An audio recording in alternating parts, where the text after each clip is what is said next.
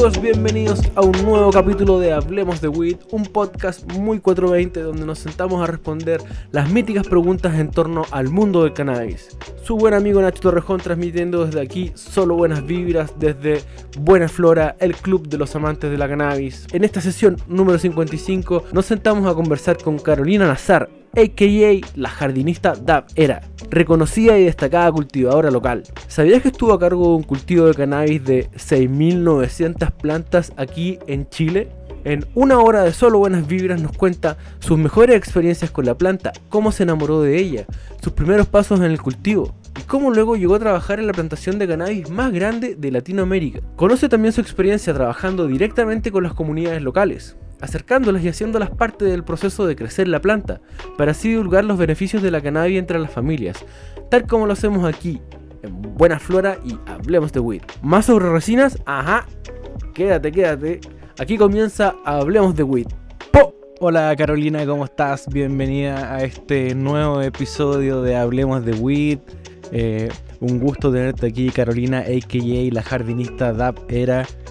Como te adelantábamos tras de cámara, te conocimos ahí en las charlas de THC Expo y desde ahí que quedaste en la lista para el podcast, así que muy felices de tenerte por aquí. ¿Cómo va ese día? Hola chiquillo, un gusto para mí poder estar en el programa, un placer. Yo siempre lo escucho mientras jardineo, mientras huerteo, así que cuando recibí la invitación me sentí tremendamente honrada, así que solo agradecerle. Bacán. Oye, honrados nosotros de que nos estén escuchando, en realidad. Esa es buena señal. Esa es buena señal. Sí, todo potenciado. Perfecto. Aparte que es un buen momento cuando uno está trabajando ahí, como poner algo de fondo. Viene de cerca de recomendación, pero nos han contado. Sí, nos han contado que nos ocupan harto de compañía mientras se trabaja con las plantas, así que muchas gracias a todos los que nos escuchan también y nos dan su aguante, que al final si no nos escuchan no hay programa, así que por favor. Eso. Tenemos que apoyarnos entre todos, así que escuchar los programas, informarnos, retroalimentarnos. Eso, Nacho. Oye, aprovechamos de darle las gracias a toda la gente que se suma a esta... ¿Qué temporada, Nacho? Temporada número 4. Temporada número 4 de Hablemos de Weed. Wow. Episodio 55. Cáchate. Muchas gracias a todos quienes se suman a nuestro querido podcast a través de donde escuches tu podcast, en YouTube, en Spotify. Muchas gracias a quienes nos han acompañado y a quienes se están sumando en esta cuarta temporada. Eso es. Y para comenzar, como es el ritual en este podcast, nos gustaría comenzar a conocer cómo la Carolina usuaria llega a conocer esta planta tan maravillosa de cannabis. ¿En qué momento aparece en tu vida? ¿Fue porro? ¿Fue flor? ¿Qué tan afortunada fuiste? Como Primeras experiencias. 8 años atrás, entonces lamentablemente empezamos por el camino del fútbol. Antes no había verde en ese tiempo, lo que uno conocía, lo que tenía acceso lamentablemente era el paraguas. Yo vivía muy cerca de la Pobla, así que en realidad eso era lo que había a la mano, digamos. Curiosamente un día fui donde una amiga que tenía a su hermano mayor y me dice, mira, mi hermano tiene una plantita, qué sé yo, podríamos hacer un pantamaño, que se llamaba en ese tiempo. Un pantalón de milico. ¿Será a poner el calugón? Moliendo el carbón y al hermano le sacamos un par de hojitas de su planta, que ahí recién mi amiga me dijo, mira, mi hermano tiene esta planta, y yo dije, la plantita verde, lo que yo fumo café, extraño esto. Algo hay acá. Qué extraño todo esto. Bueno, pescamos las hojitas del hermano de su plantita, qué sé yo, las secamos en la ampolleta, todo en school. Mezclamos, qué sé yo, fumamos el cañito, sentí otros sabores. Era hoja, malo, pero era otro sabor.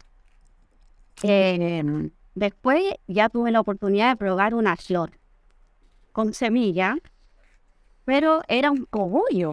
Entonces ya se abría un mundo mucho distinto y ahí que la verdad es que mi mente dijo, esto hay que explorarlo, esto hay que conocerlo. ¿Qué edad tenía ahí más o menos? Yo tenía 17 años, 16 años. Lógicamente empecé a cultivar, amigos más grandes tenían cogollos con semillas, le sacaba la semilla, lo rotulaba, tiraba la semilla, venía mi familia, pum, semilla para afuera, plantita para afuera, plantita para afuera. Y seguía buscando la flor hasta que ya empecé a tener más acceso. Llegué hasta Ángelo, que tenía en ese tiempo closet, que había que tocar una puerta en X lugar. Ángelo te presentaba unas variedades que venían de afuera y tú decías, wow, esto se viene bien, se ve rico, se ve bueno. Y no había información. Lo único que había en ese tiempo era el foro de los amigos del cannabis. También las bibliotecas, que yo iba a conocer un poco de botánica allá, como para poder entender un poco de la planta. Y así me fui encantando de ella, la verdad. Hasta que empecé un camino de cultivo, de un closet que hice bien old school con una amiga. En el año, habrá sido en 98, por ahí, con pura información de amigos del cannabis, del foro de los amigos del cannabis. Y desde ahí partió el camino, la verdad. Acuático igual que muchas personas que somos cultivadores venimos de esos foros. Venimos de buscar esa información que en ninguno del otro lado estaba, porque igual tú ibas ahí antes a un grow y era igual difícil conseguir información porque, entre comillas, no estaba dentro de la ley dar información de cultivo. Pues, hoy en día también está, entre comillas, penado tal vez como informar a una persona cómo cultivar, pero en esos tiempos de verdad era muy así como under. Y si no fuera por el foro de amigos del canal, creo que muchos no hubiéramos aprendido así, pero nada. Exactamente. Incluso me acuerdo, uno iba a los grow cuando recién empezaron y te pasaban una lista de lo que había. Y tú le preguntabas algo y era solamente esa lista y tú tenías que elegir de eso y en realidad la información era nula. Claro. Así que era solamente del foro. ¿Y en el foro perdón, en el foro era como más profesionalizada la información o todavía era medio de amigos y el dato, algo así? Era retroalimentación, era el seguimiento de lo que subían cada quien y cada quien iba contando su experiencia y gracias a eso tú ibas recopilando información, ibas viendo que podía ir al home center a buscar ampolletas, que la de aluro, que la de sodio y ahí se iba abriendo todo este mundo que era el mundo de Linton y que tú decías, wow, obviamente cero información de afuera, cero. Entonces tú decías, wow. Yo recuerdo como el leer Amigos del Cannabis cuando no había esta información de fertilizante, ir al home center a comprar una SAC. Como el fertilizante que te sirve para las plantas, y te hasta platita en esos fertilizantes. Y pensé que era como una rama gigante de fertilizantes orgánicos, minerales, mezclados. Entonces, como muy... De todo, ahora, por ejemplo, en ese tiempo uno no era así como, oh no, la urea. Uno veía fertilizantes y decía, ya, tengo que estimular a mi planta y uno no sabía, no había información, así que vamos echándole urea, vamos echándole sulfato y ahora uno dice, wow, ¿cómo hice eso? Pero la verdad es que era lo que... Igual había una parte romántica de esta como comunidad. Exactamente. Y volviendo a la experiencia del consumo, además de los sabores y esa experiencia del fumar, ¿cuál fue tu sensación corporal? ¿Hubo como una novedad en tu sistema endocannabinoide? Bueno, eso también fue lo más impresionante de todo y lo que me encantó, por supuesto, que con el paraguas y además en verano, ya totalmente aturdía, y era como, oye, ya me gusta fumar, sí, pero no me gusta tanto esto como me deja. Yo soy funcional, a mí me gusta hacer cosas, entonces esto como de que me dejara así como, no. Entonces en el momento en que yo empiezo a encontrar a conocer la flor, a conocer la resina, digamos, ¿cierto? Que había contenido de tricomas ahí y que habían otros efectos. Ahí fue el encanto, porque el efecto fue totalmente mental, fue algo que me pegó, que me elevó, que me llevó a otro estado, a veces de mucha calma, que era muy distinto a estar aturdida. También motivacional. Entonces, ahí ya fue el encanto que yo dije, no, aquí hay que descubrir la planta, la esencia de la planta, digamos. No Ahí- el algodón que tenía que moler con un rallador. ¿Y ahí cómo empieza a entrar la planta en tu vida? Por ejemplo, ¿cómo fue la experiencia en algún momento quizás en hablar con tu familia de que consumías cannabis? ¿Cómo ya se empieza a normalizar esto un poco en tu día a día? Mira, la verdad es que para mí fue un camino largo, porque en ese tiempo era había mucho más prejuicio en cuanto a la planta. Yo creo que hoy en día en la parte medicinal y toda la información, los estudios que se han ido recopilando hoy, me han ido abriendo las puertas a la planta. Y eso lamentablemente antes no había. Entonces era solamente como uno iba demostrándole a la familia su actuar en cuanto al consumo, digamos. O sea, no sé, yo consumo, pero soy responsable con mi día a día. Yo consumo, pero puedo llevar mi carrera de forma normal, igual que mis compañeros que toman mucho alcohol y que a mí no me gusta tomar alcohol y que a mí me gusta consumir cannabis. Entonces, de acuerdo a eso, uno va educando a la familia, la verdad. Y fue un camino, pero ahora creo que ya está logrado y eso es como lo más satisfactorio de todo. Bacán, bacán. No, ha costado, el camino de este mismo país incluso. No, absolutamente, ha costado muchísimo, pero mira, también mi vida profesional yo la enfoqué a la planta. Una vez que yo conocí a la planta, también decidí junto a ella también tomar desde mi lado profesional y lo que quisiese hacer el resto de la vida relacionado con ella y con el resto de las plantas. Entonces también con eso la familia también va empatizando desde otro punto de vista.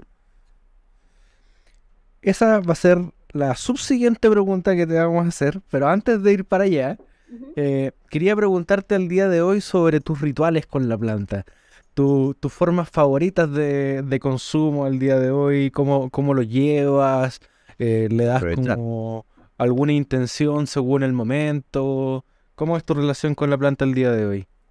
Mira, mi mayor relación con la planta, mi forma de consumo principal hoy en día es, yo fumo extracto, fumo con bong a temperaturas controladas, ahora estoy fumando light resin, estoy ocupando un consumo controlado porque ya la verdad es que combustioné harto tiempo.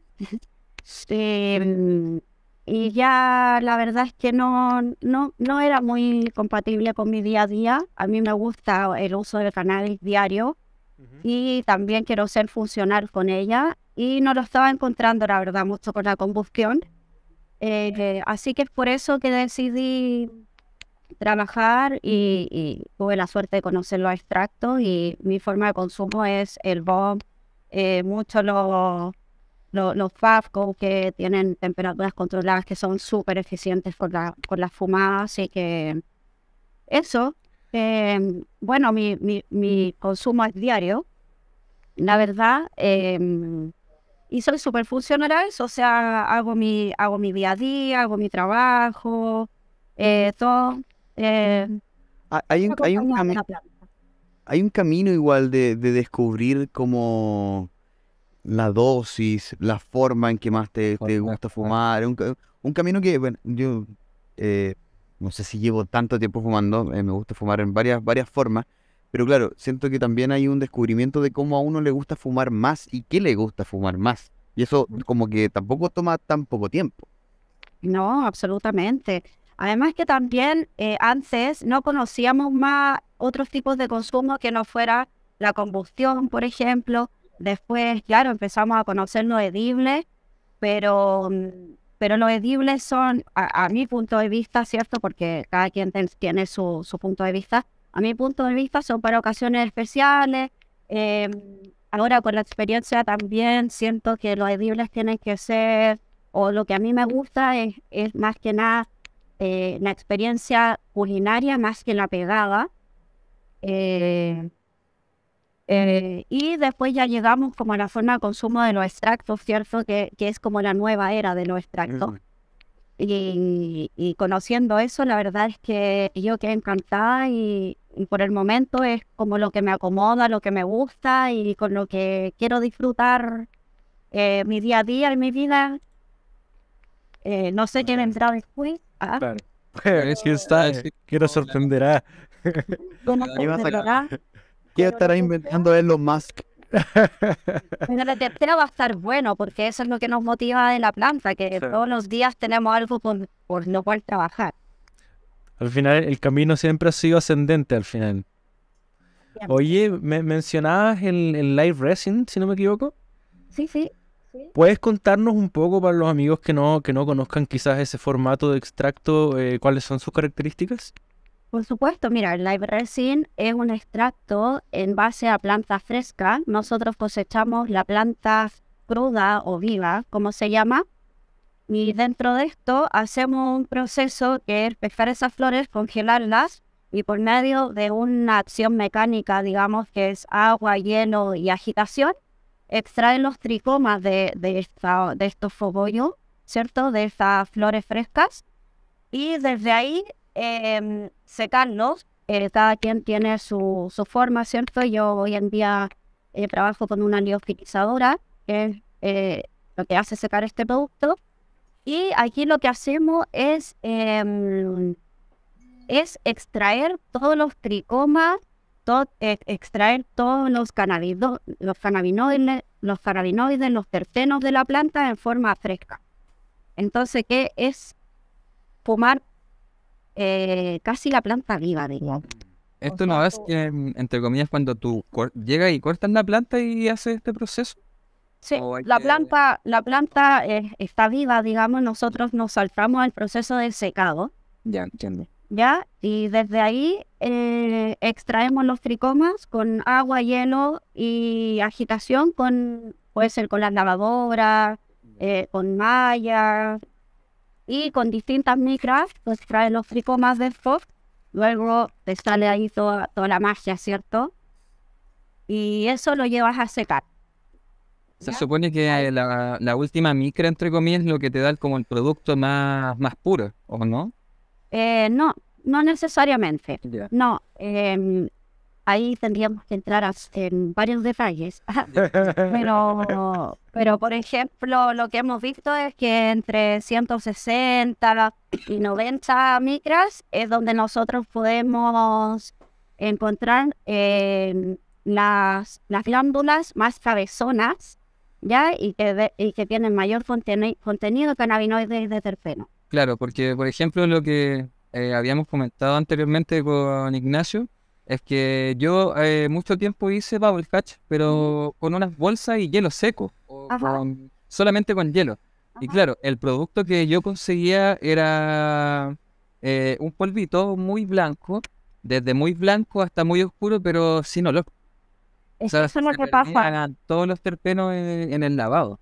Sí, eso es que más que en el lavado, eso es lo que sucede con el hielo seco. La verdad es que el hielo seco rompe mucho la molécula del terpeno y entonces por eso es que es mucho más recomendable hacer un bubble hash con agua, con hielo y con un método de agitación, ya sean tus propias manos, ya sea una lavadora. Ya. Y desde ahí, bueno, Perdón, yo quiero hacer un pequeño hincapié, porque estamos hablando de live resin y meter la marihuana básicamente en agua con hielo. Y yo te quiero preguntar si en el 2005 llega alguien y dice, oye, tenés que agarrar tu planta viva, la cortamos y la vamos a meter en agua con hielo. Yo en ese momento, en 2005, te digo, estáis loco. O sea, no, esto no mira, está mal. Esto está mal. el 2005, O antes, no sé, pero por ahí. o el 2000, qué sé yo, lo podríamos haber hecho con la planta seca. Pero yo creo que, como creo que lo habló Jorge en un podcast aquí en uno de sus capítulos, nadie te pasaba cogollos para poder experimentar de esa forma. Todos querían Bueno, que sí, caso. todo era manicura. Todo... No, ¿cómo te voy a pasar cogollos para eso? Pura manicura. Claro. Pero los tricomas y todo el contenido valioso de la planta está en las flores apicales, en las flores mayores. Entonces es desde ahí que nosotros tenemos que atrevernos a que si otras experiencias o que vemos desde otras partes que están experimentando desde esa forma, nosotros tenemos que atrevernos también. Tenemos que hacerlos también. La planta es tremendamente generosa y resultados seguramente nos va a dar. Y finalmente, si estamos aquí, si llevamos tantos años, es porque ha sido prueba-error. Luego han salido cosas buenas, cosas no tan buenas. Pero si uno no experimenta, es difícil que podamos ver hasta dónde nos puede llevar la planta. Sí, yo creo que es bacán. Yo soy muy como en mis procesos de aprendizaje, como de forzar esa prueba y error, como que me obligo a cagarla. Y ojalá lo antes posible. Porque creo que, sobre todo haciendo este programa, me pasó en algún punto donde estábamos acumulando demasiada información que no podíamos poner en práctica porque no estábamos cultivando. Entonces, cuando pude empezar a cultivar, como que me fue un poco de... Como, ¿por dónde parto? ¿Cachai? Como, tengo que tratar de digerir todo. Quiero hacerlas todas Claro. estas pruebas. Claro, entonces ahora las primeras fue como súper como tradicional, pero ahora que ya tengo como 3 cultivos, me obligo a ver, ¿qué pasa si tiro todas estas semillas juntas? ¿Qué va a pasar en ese espacio? Ya, las tiro todas juntas. Ya, sobrevivió una, ya, aprendido, check. ¿Cachai? Así como siguiente. Excelente. No, y de eso uno va sacando nuevas recetas. Uno va capturando algo por acá, algo por allá, lo que no debiste hacer, obviamente que afuera. Pero ir experimentando, ir probando cosas nuevas que no sean tal vez cosas repetitivas, porque en realidad uno se puede sorprender. Y también uno así retroalimenta a los amigos, al entorno. No, de hecho, cuando al principio empezábamos a hablar con Ignacio y con el Tomás, era como, cabros, si van a cultivar de verdad, hay que mandarse caga.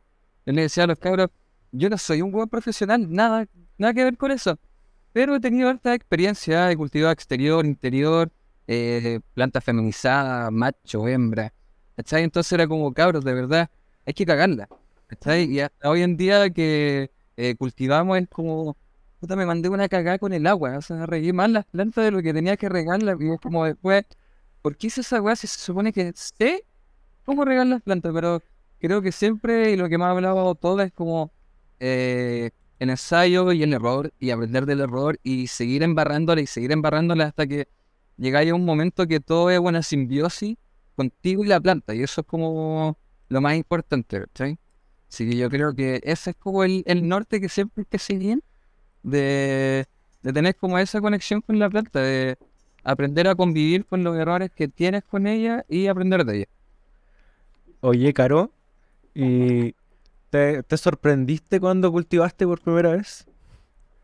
Me sorprendí porque la gente con la que cultivaba quedó tan sorprendida que quiso cambiar el trato. Así es, Hay buena mano acá. Dijeron, contrato por 1 año. no, sí, pues siempre, sí, es que la verdad es que uno trata de ponerle amor a la plantita, de informarse, de dedicarse, de darle el tiempo, entonces, más que fue una sorpresa, lógicamente, los resultados, pero también el lograr el objetivo, así como después de, no sé, de tanto esfuerzo, de tanto aprender, poder lograr tener un cultivo bonito, satisfactorio, independiente de todo lo que pase por detrás con el tema humano, la relación que se da con la planta y poder tener esas flores en mano, con esos olores sorprendentes, con esa cantidad de resina que nunca la había visto, que nunca la había tenido en mano. Y algo tuyo, no algo que tenías que estar coordinando con otra persona para ver si llegaba, si tenía algo bueno, qué sé yo. ¿Hubo un cambio en ti? Absolutamente, es que a mí la planta me cambió 100% en todos los aspectos, muchos aspectos de mi vida, pero por sobre todo en el compromiso o como en el llamado de querer cultivarla, de querer conocerla y de poder llevarla más allá, digamos. Ya sea el tema recreativo, pero también mucho el tema medicinal.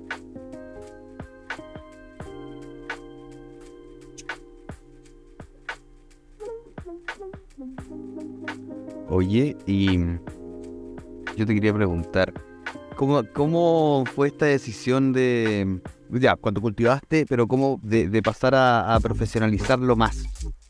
¿En qué momento? Literalmente a profesionalizarlo. Ya, la verdad es que el camino se fue dando.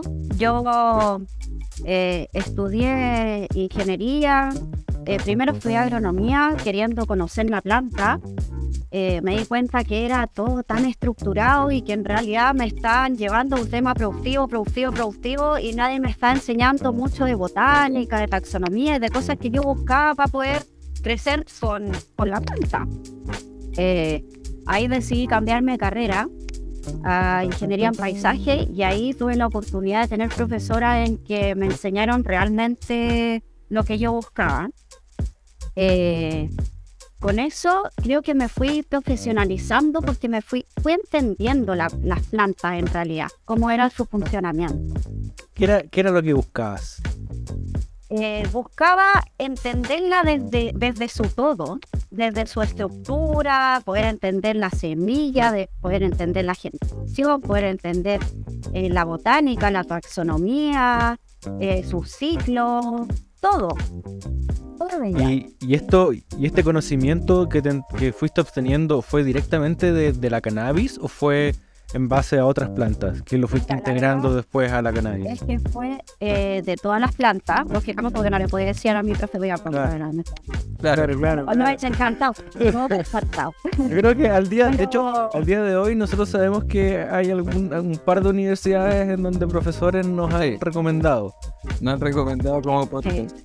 Excelente, ¿no? Y ponte tú, yo hice un diplomado hace un par de años atrás de agricultura orgánica y el profe lo invité al proyecto que teníamos de cannabis medicinal y fue encantado. O sea, él todo el rato estaba súper, tenía mucha curiosidad, me preguntaba mucho.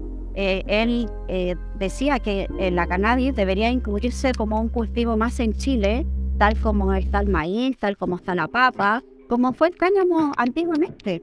Claro. Debería volver. Entonces, los profesores también están abiertos, quieren cosas nuevas, quieren investigar de cannabis. Al menos que a mí me ha tocado, tenía una suerte de profes que sí están interesados. Y eso es súper bueno, porque se necesita investigación, la verdad. Y ya empapada de este conocimiento y me imagino que vas tomando experiencia, ¿cómo empiezas a transitar tu camino ya laboral y profesional? ¿Buscaste inmediatamente acercarte al cultivo industrial o masivo de cannabis o No, partiste con otras cosas? De hecho, yo no me acerqué, él se acercó a mí. No, la verdad es que yo en Santiago tenía un grow shop con una amiga en Las Floridas, se llamaba Biocultivo.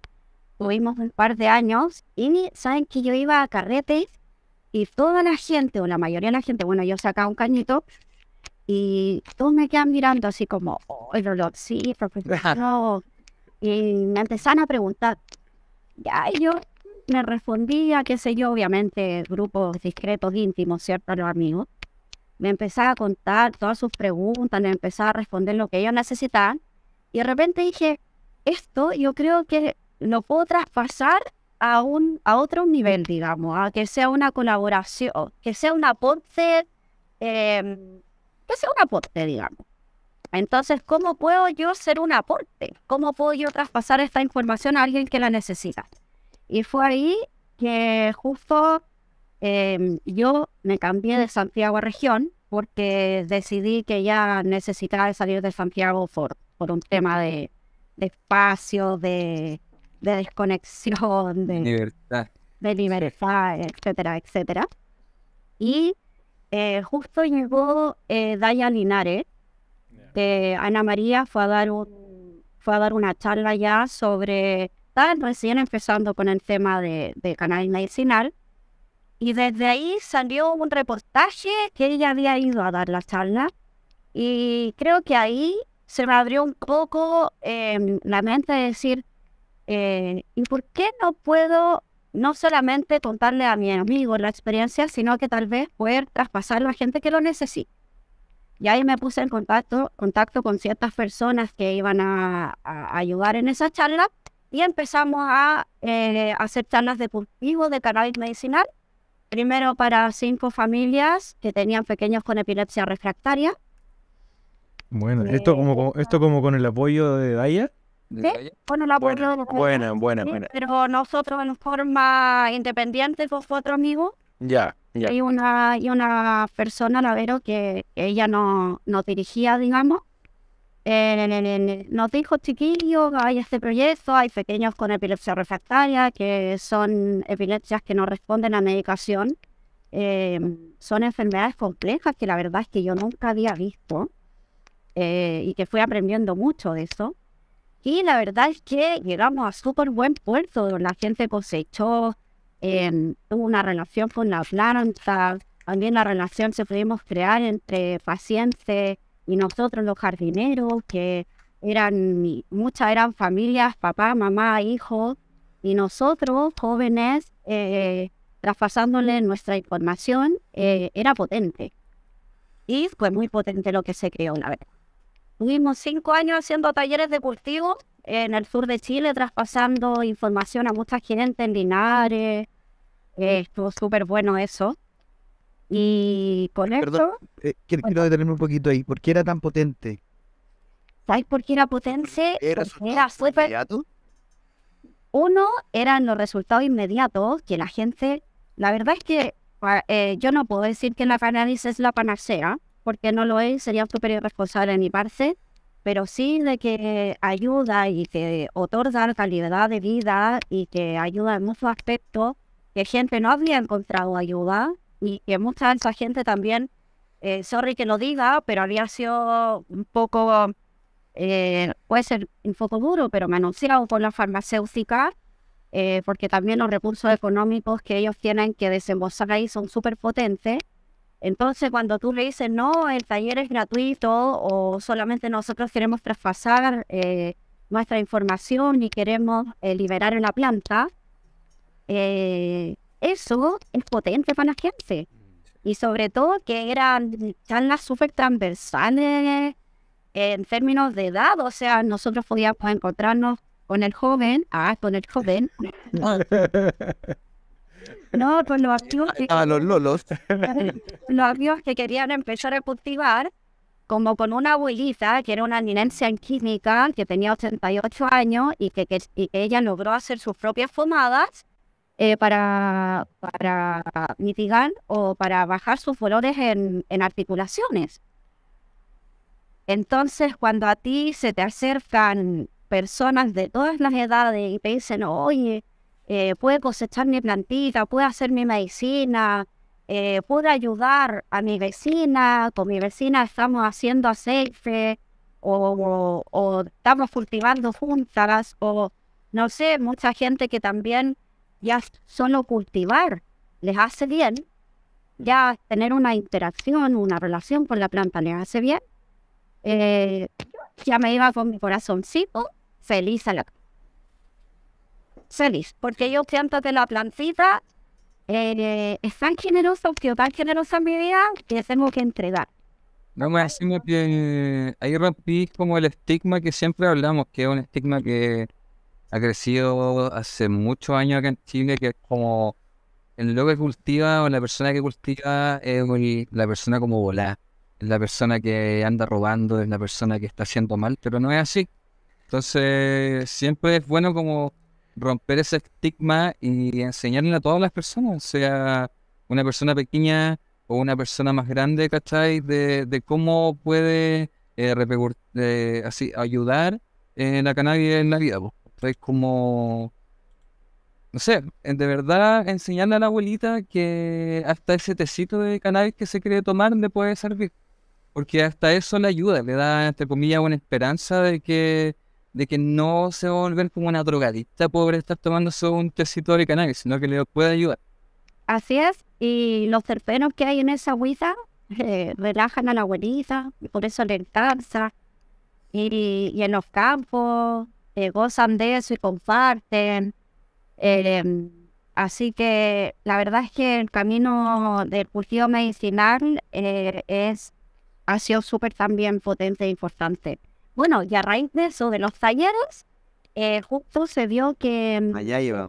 sí, pues allá íbamos, que Daya se fue a la séptima región a cultivar y nos invitaron a ser parte del equipo cultivo. Era un proyecto potente, en ese tiempo era Fundación Daya, año, si no me equivoco, 2015-2016. Llegamos a un campo donde era solamente un campo sin nada. Esto fue de los primeros cultivos de Daya, ¿no? El primer cultivo en región, digamos. Ya. Nosotros desarrollamos el cultivo más grande de Sudamérica, 6.900 plantas, Wow. 1 hectárea cultivada y wow. Wow. Fue exigente. Tengo problema con 2 plantas. No, fue increíble, la verdad. ¿Cómo, Experiencia maravillosa. ¿Cómo te presentan el proyecto?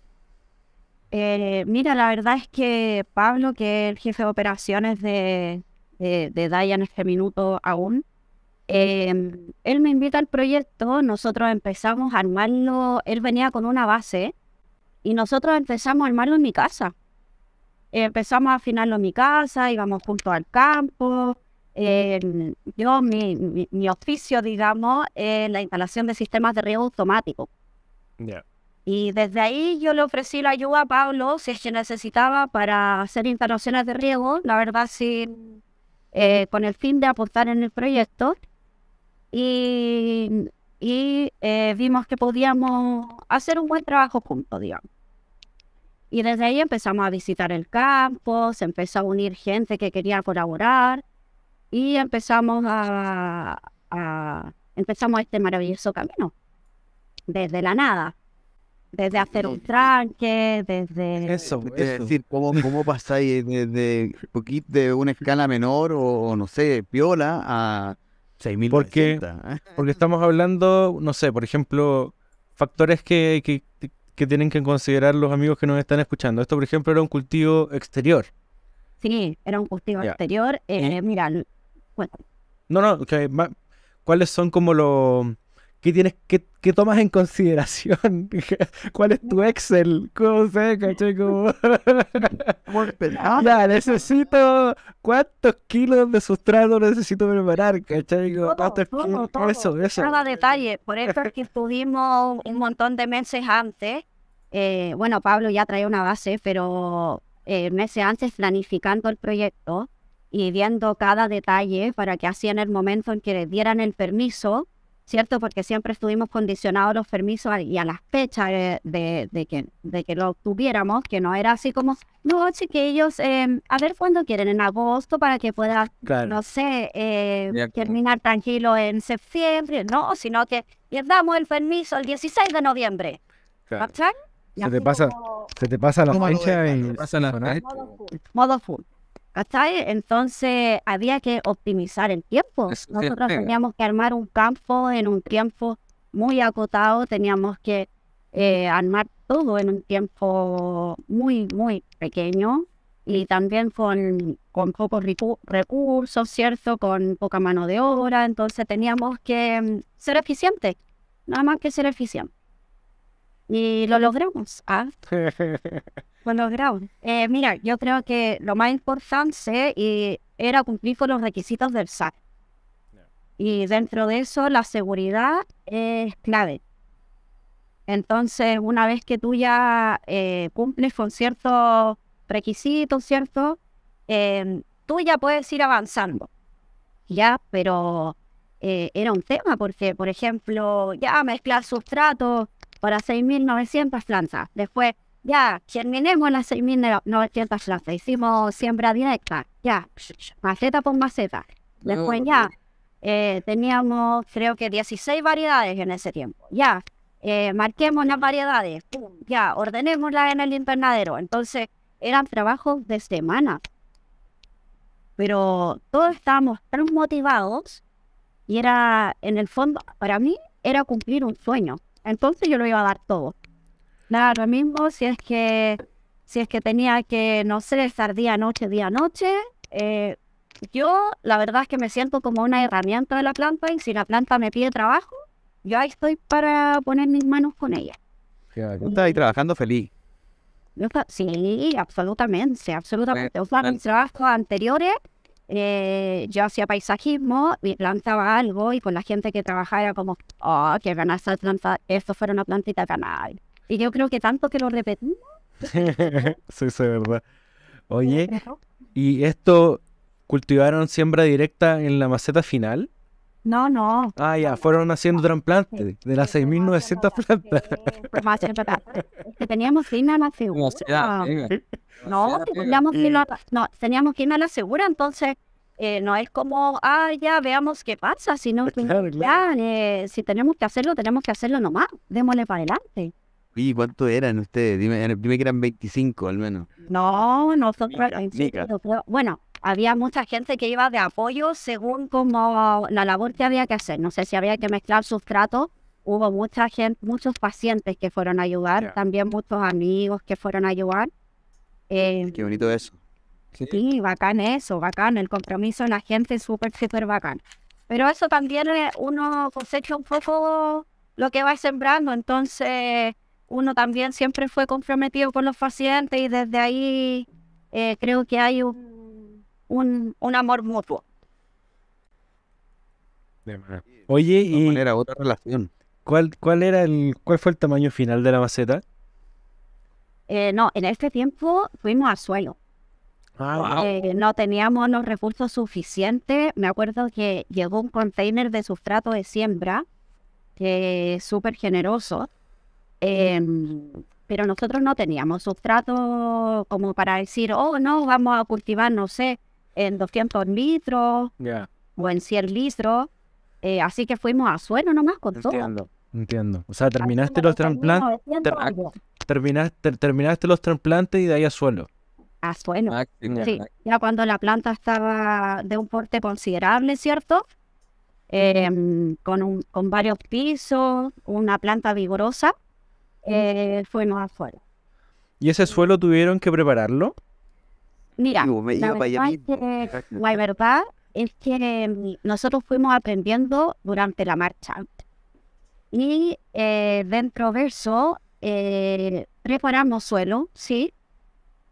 Pero creo que hoy en día la importancia de la rotación de los cultivos, por ejemplo, o sea, de nutrir nutrir suelo, de incorporar abonos verdes en invierno, creo que realmente ahí uno mejora suelo. ¿Sí? Entonces, claro, uno puede ir... No solo remover tierra, digamos. Exactamente. Es que trabajar. Exactamente. Hay que trabajarla y eso requiere trabajo, cultivo, años, especies que nos ayuden, materia orgánica que aporte, biomasa que... Y perdón, pero yo creo que también ese es un aprendizaje que ha tenido como la misma comunidad, ¿cachai? No sé si en el 2016 estábamos hablando de suelo bio, como que estábamos enfocados también estábamos, digo, patuamente, pero como comunidad, mentira, yo estaba fumando porro. Mentira, pero como que estábamos en otra también, ¿cachai? Hemos ido, siento que ha ido por etapas la cosa. Absolutamente, absolutamente. Y sí, nosotros también logramos, en base a todo lo que aprendimos de la importancia del suelo, ¿cierto? Porque, por lo que tú dices, nosotros estábamos acostumbrados al sustrato que venía de afuera, ¿cierto? Que tampoco nos le dábamos mucha vuelta. Era el sustrato que servía, pero no entendíamos si tenía cuánto de materia orgánica, si nos estaba aportando en la nutrición. Entonces, recién ahora le empezamos a dar una vuelta mayor a la importancia que tiene el suelo. Y que nosotros tenemos suelos sumamente beneficiosos, nutritivos para cultivar, y que en realidad, ¿por qué teníamos que estar gastando recursos con sustratos que venían de afuera si teníamos nuestro propio suelo de buena calidad así mismo? Entonces, desde ahí empezamos a trabajar también con la rotación de los cultivos. También el tercer año de nuestro trabajo pudimos sacar la certificación orgánica, que creo que es el primer y único cultivo a nivel mundial que tiene certificación orgánica. Entonces eso también fue una experiencia y un logro súper importante. Tremendo hito. Demasiado grande.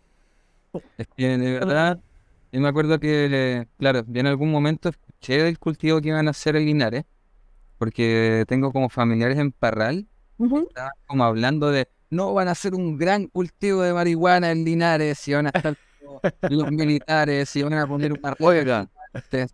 Claro, entonces era como todo así como, va a ser como una cárcel donde cultivan cannabis, era todo desinformación, porque eso es lo que se escuchaba como en la televisión. Va a ser un cultivo muy grande de marihuana en alguna parte de Chile. Y todo el mundo, ¿dónde es? ¿Dónde es? Y mis familiares que vivían como en Parral y Linares era como, no, aquí va a ser. Y era como, no, así como, era como muy un caos lo que iba a ser ese cultivo de daya. Y era netamente algo medicinal.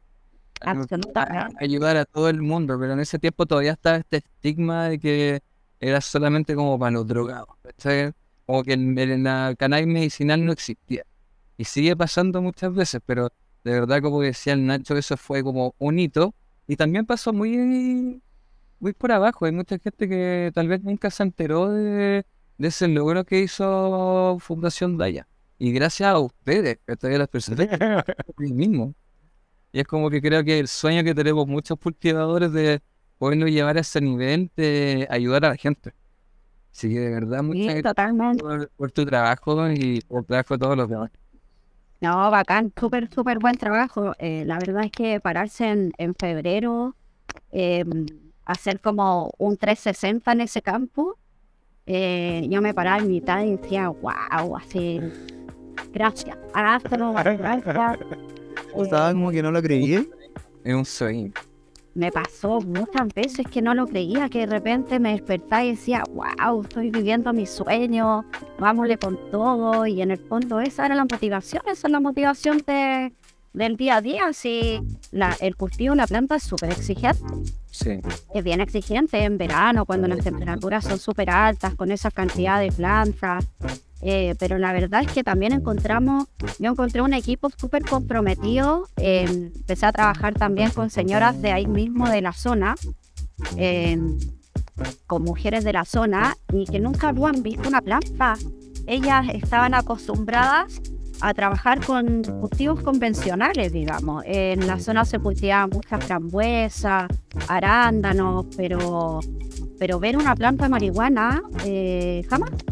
Claro. Entonces, también cómo pudimos informar a la comunidad, cómo pudimos enseñarles, cómo pudimos que ellas pudieran empatizar de una forma distinta y aprender a querer a la planta, fue maravilloso. Para mí fue maravilloso. Okay.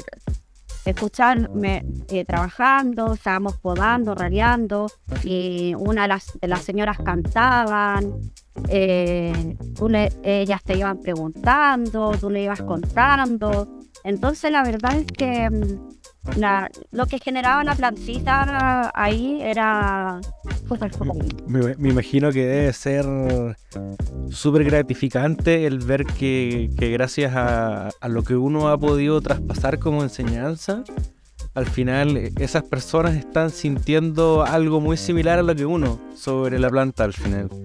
Debe ser cuático, muy lindo Es momento. muy lindo. Además que ya te ven desde otra forma, digamos, ¿cierto? Te ven a ti y a la planta desde otra forma.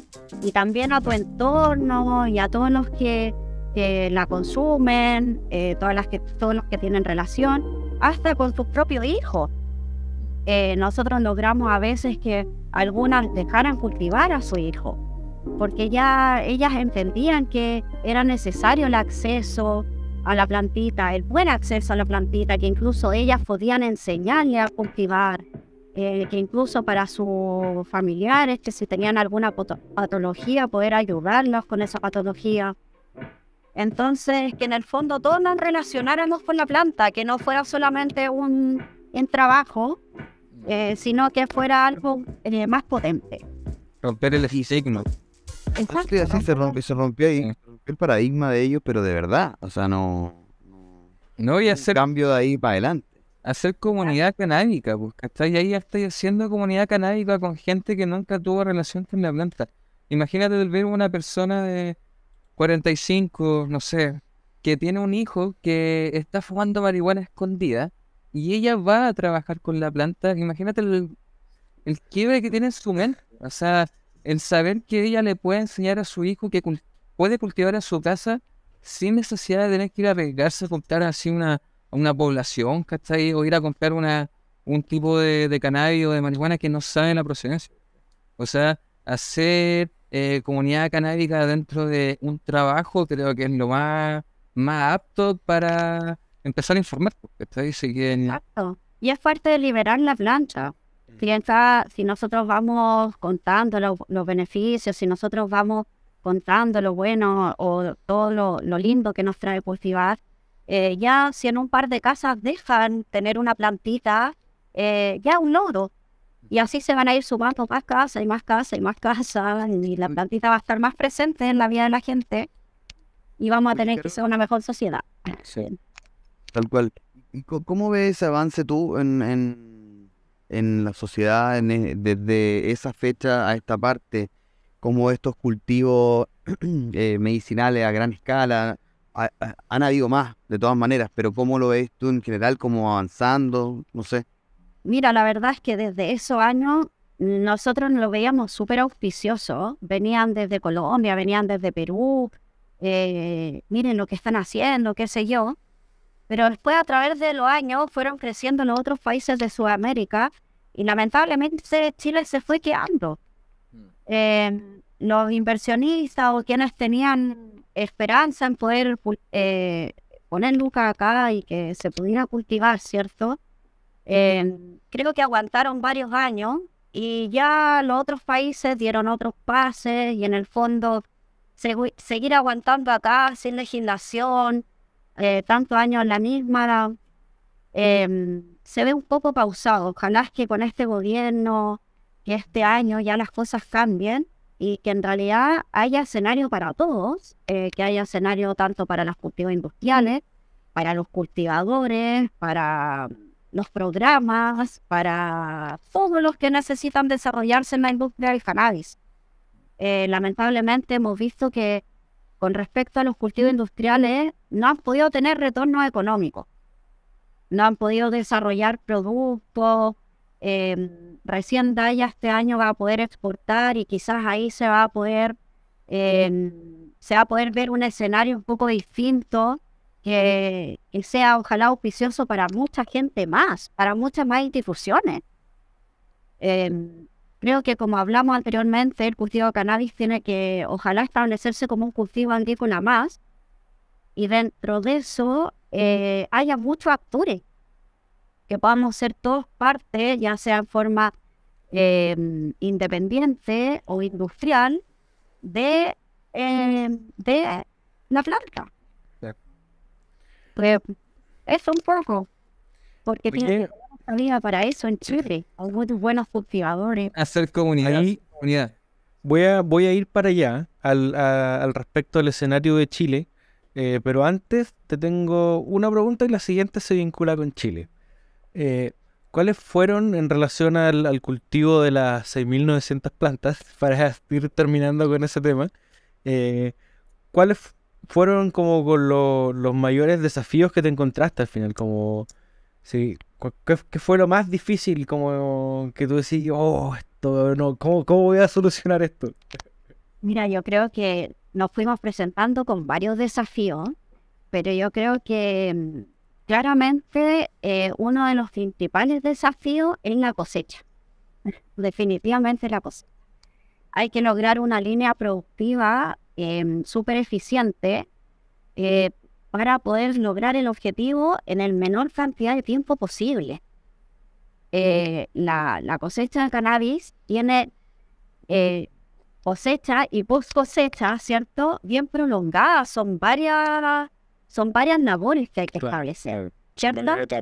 Son varias etapas. Entonces, dentro de esto, uno no tiene la infraestructura ni la mano de obra como para poder ir haciendo esto eficiente. Nosotros vemos que los gringos tienen máquinas, ¿cierto? Y pasan hacer pero nosotros teníamos, creo que en ese año, a 100 personas manipulando. Y claro, y había que llevar el ritmo, porque también te pillan las lluvias y sabemos lo que pasa con la planta, aumentan los hongos, ¿cierto? La planta también, sus contenidos van bajando, se va deteriorando. Entonces, creo que el mayor desafío, por lejos, fue la cosecha, pero logramos, nosotros teníamos que cosechar 1.500 kilos, una tonelada y media, que teníamos que entregar al laboratorio, ¿no? Y sí, lo logramos. Así que completado el desafío. Buena, qué acá. Después los años, Felicitaciones. Teníamos ya, 500, felicitaciones habían para todos. 50 tijeras nomás, ¿cachai? No, olvídense las señoras, sí.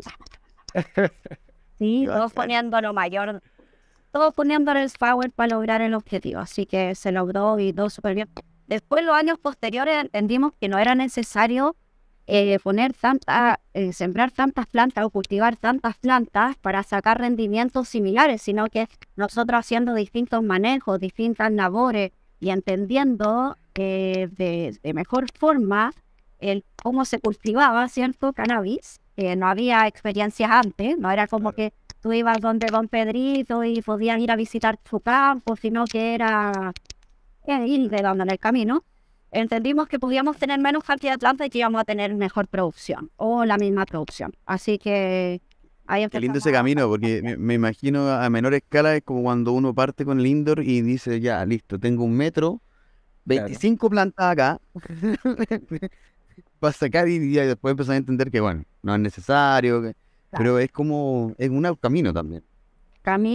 El siguiente año tuvimos 420 plantas, pero ahí ya entendimos que había que tener estabilidad, que teníamos que empezar a trabajar con clones, que teníamos que empezar a encontrar estabilidad en el huerto, porque en el fondo no tener clones o no manejar variedades que conocíamos, ¿cierto? Hacer selección y poder llevar también nuestras variedades a otro nivel, ¿cierto?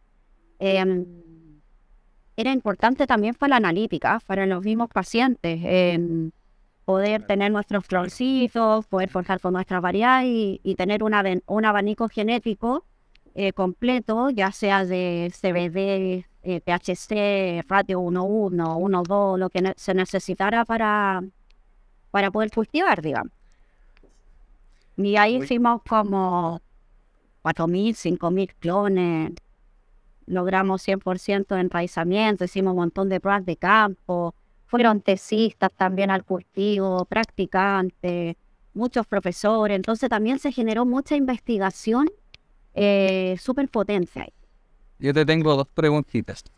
Bueno. Una de las preguntas es, ¿no tuvieron ningún problema de plaga dentro de ese gran cultivo? Porque igual estamos hablando que en Linares igual hay muchos como bichitos o el clima igual es muy, muy variado con respecto al frío y todo eso. Mira, la verdad es que más que planas, porque nosotros igual vamos haciendo aplicaciones. Yo creo que el mayor desafío en los cultivos también es un poco la botrytis. Los cultivos están en zonas precordilleranas que no es rocío lo que cae, sino que ya, no sé, pues más avanzado en el otoño, ya puede generarse una pequeña llovizna que el agua libre no se alcanza a liberar en el día. Y con variedades muy resinosas, esa agua libre queda contenida en la flor, ¿cierto? Y empieza a generar algo. Entonces, la verdad es que es imposible que tú puedas tener un cultivo sin una merma, sin una pérdida, ¿cierto? Pero tú lo que tienes que lograr es que esa pérdida sea del menor cantidad posible. Y a lo largo de los años, con trabajo, con labores y de nuevo con entender la planta, logramos tener muy poco porcentaje de botrytis, muy mínimo. Y eso para nosotros en realidad fue logro, porque combatir el clima, de repente viene lluvia. Esto es como precordillerano, entonces es muy difícil tener cultivos, sobre todo que las plantas de cannabis están acostumbradas en nuestro, entre comillas, país o hemisferio de primavera a verano, crecer y otoño-octubre florecer. Entonces es súper difícil como tratar de controlar el clima, porque como si esto en esa zona es muy difícil. Y eso es lo que las viñas les ponen azufre, ¿no? No, nosotros, bueno, sí, en las viñas le ponen En azufre. las viñas. Ah, ya. Pues la viña le ponen azufre. No, si el azufre igual está permitido, entre comillas, pero la verdad es que en ciertas dosis, en el tema orgánico, yo, por ejemplo, en el tema de, no sé, pues del uso domiciliario o de tu propio vínculo, qué sé yo me alejo de esas aplicaciones. Claramente porque siempre es cierto que pueden quedar trazas o qué sé yo, entonces la verdad es que para mí lo mejor es alejarse de esas aplicaciones, pero sí en los cultivos a veces lo han ocupado. Nosotros en esos años que yo fui no fue el caso, digamos, sino que más que nada eran labores de ventilación, de no hacer podas quizás tan Invasiva. tan masiva, tan invasiva, pero también cuando hubiesen días de humedad.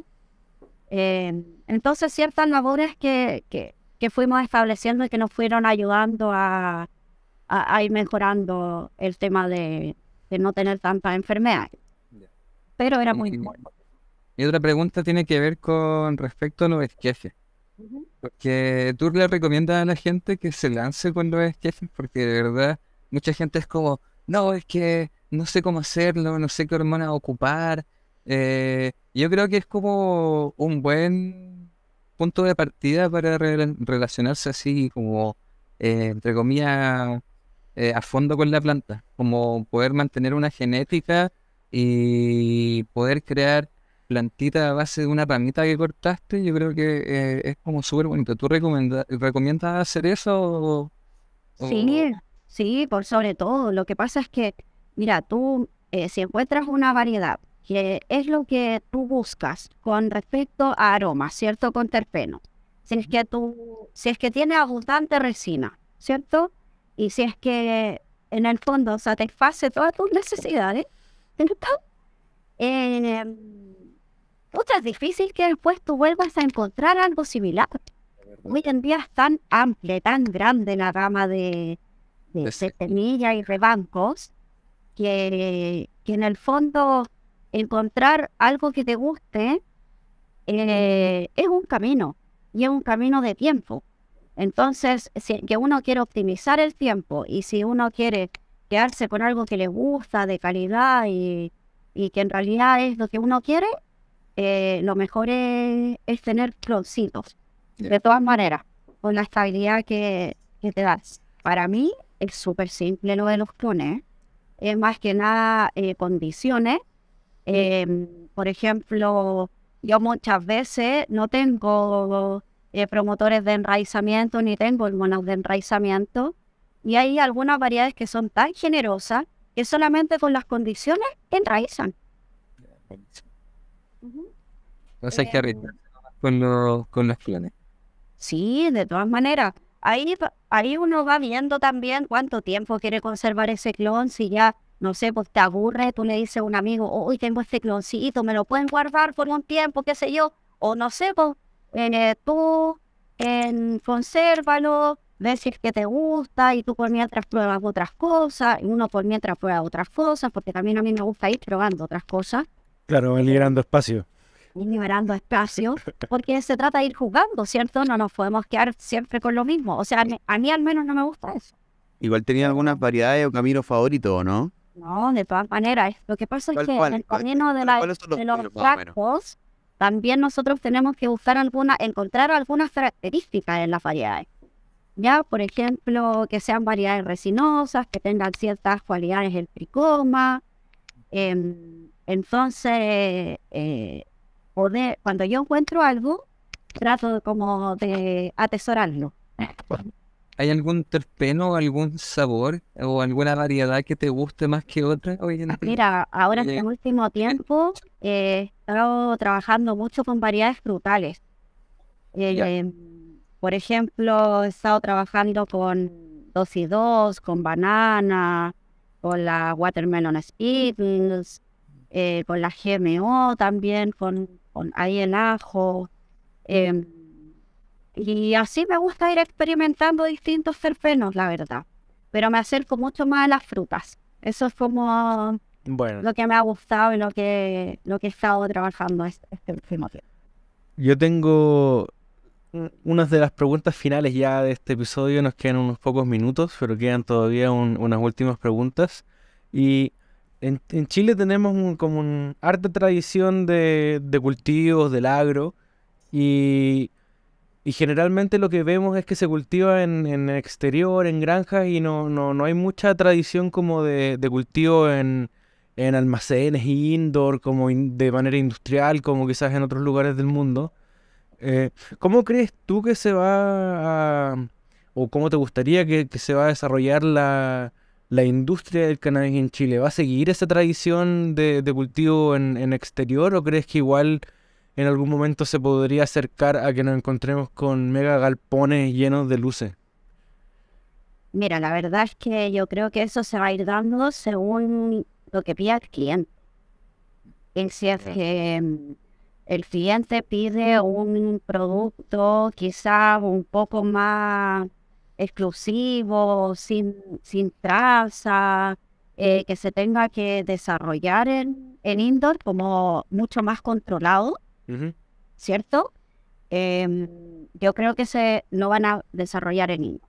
Pero para mí, a mí lo que me gustaría es que Chile se desarrolle en el exterior, digamos. O sea, tenemos clima, tenemos suelo, tenemos las condiciones, tenemos buenos jardineros. Entonces, la verdad es que hacer un consumo de luz excesivo, ¿cierto? Teniendo condiciones, no me parece muy lógico si lo hacen en otros países, porque ellos no tienen las condiciones, netamente las tienen que crear, ¿cierto? Pero nosotros teniendo tremendos suelos, teniendo agua y teniendo el clima, creo que el camino debe ser el exterior, tal como un cultivo agrícola. Y en este camino, ¿tú crees que Ya se cayó. Ya se murió. Ya, bueno, ¿por qué se murió? lo que iba a preguntar era que igual en la experiencia, volviendo como a la experiencia en Chile, pensando que nos vamos a ir por el camino en exterior, que yo creo que aquí lo compartimos, y esperamos que así sea, pero también nos podemos encontrar con el problema del monocultivo, ¿no? Que para mí en realidad el monocultivo de cannabis es lo mismo que un monocultivo de cualquier otra cosa, creo, ¿no? ¿Crees que estamos preparados ya como para abordarlo desde un punto, desde granjas como biodiversas? No sé si es la palabra correcta. A mí me encantaría que fuera así. Yo he tenido la oportunidad y la verdad es que ha sido también una suerte de poder visitar varios cultivos legales de Chile.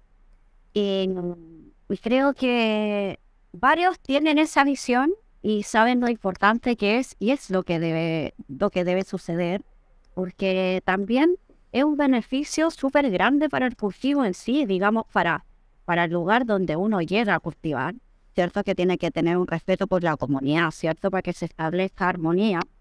Dentro de esa armonía también se establece seguridad, que eso es súper importante con un cultivo.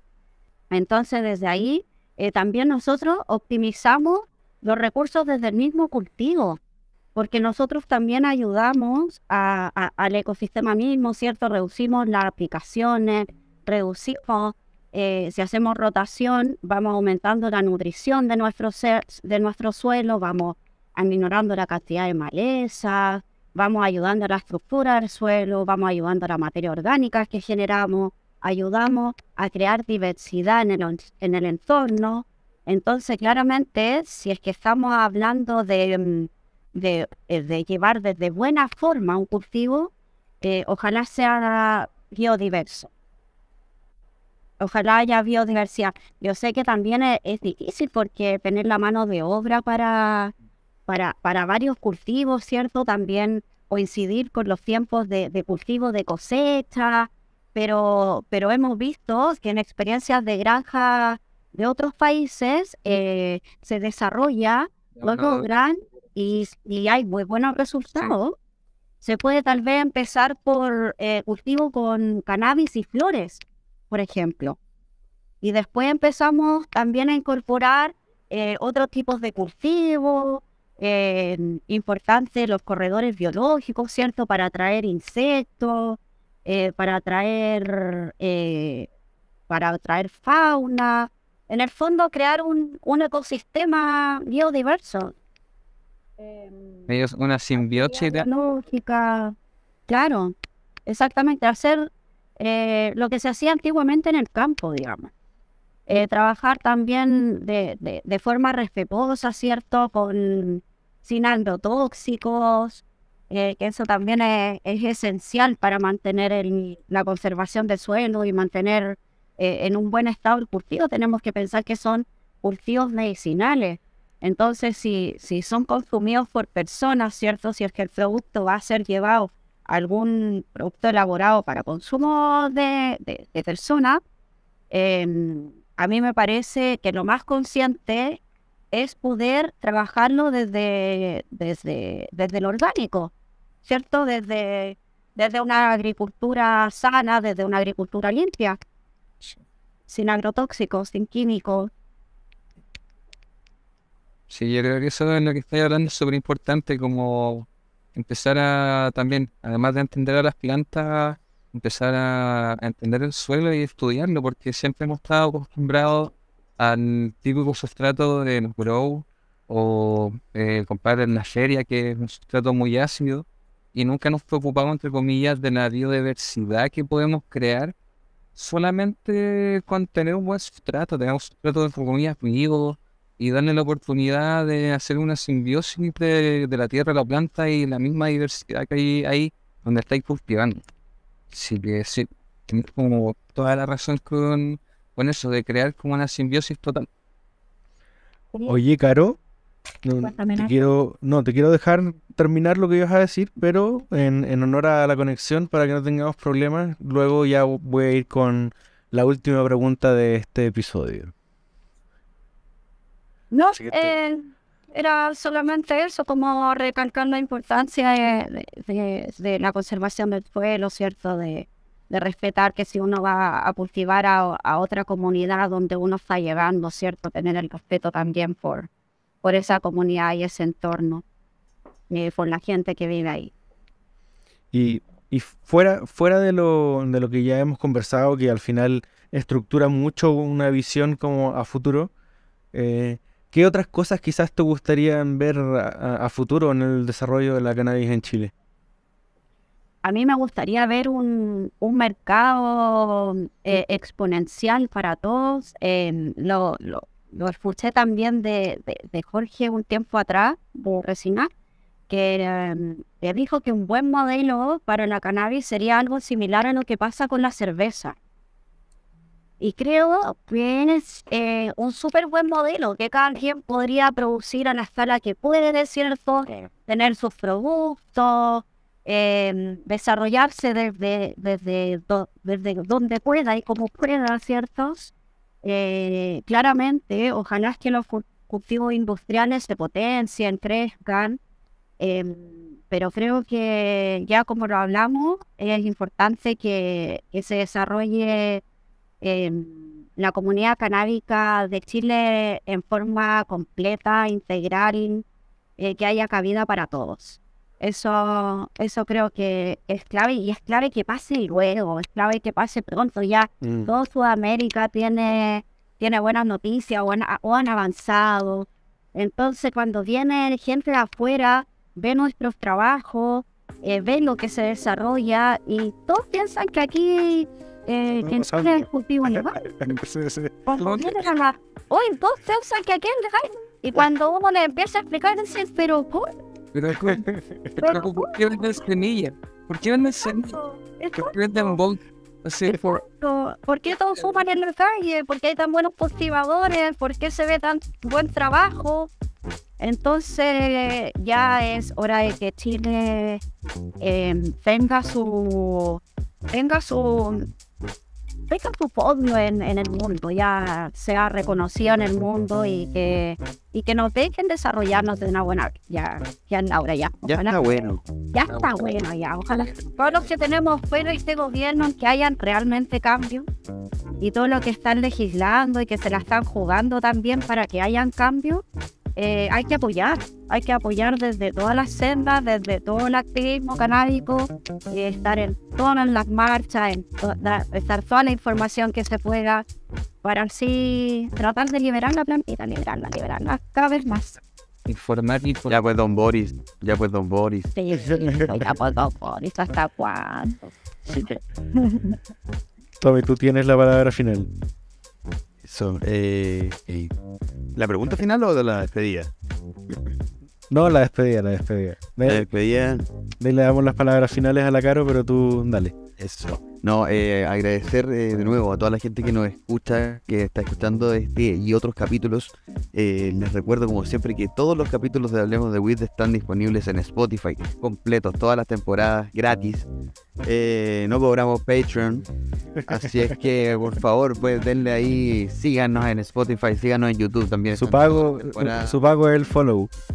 Eso, bueno, como dice el profesor Clocker, denle a la huevadita ahí, suscribir, muchas gracias, y despedimos así este capítulo número 55 de Hablemos de Weed en su cuarta temporada. Gracias Mati, gracias Caro, la jardinista de Avera, muchas gracias, un gusto para nosotros que primero que nos hayas escuchado, y segundo que te dé el tiempo de estar con nosotros, de verdad, un gusto para nosotros. Un gusto, gracias. ¿Te quieres despedir, Caro, de nuestros auditores? No sé si será necesario, pero sí, muchas gracias a todos, espero que haya gustado la conversación. Y un placer estar acá, chiquillos. Gracias por el tiempito para conversar. Y que sigan cultivando, ¿cierto? Y sigan cultivando siempre. Buenísimo, nos vemos la próxima semana, todos los lunes estrenos de Hablemos de Weed por el canal de buenaflora.com, así que en el mismo lugar nos vemos. Chao. Bueno, hecho, gracias.